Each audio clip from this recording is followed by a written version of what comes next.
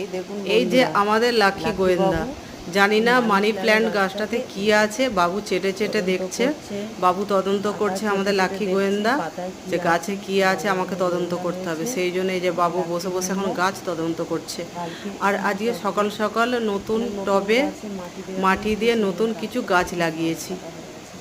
সেই জন্য এই যে লাকিবাবু সামনেটা এইরকম কাদা কাদা হয়ে আছে। গাছ পরীক্ষা আর করে আমি এবার যেই বাবু থেকে সেই গাছ কাদা লাগাতে গাছ বসেছি, লাক্ষীবাবু তো আমার কাছে সেই থেকে এই বসে আছে। বাবু অপরাজিতা এখন গাছটা তদন্ত করছে মা কি করছে।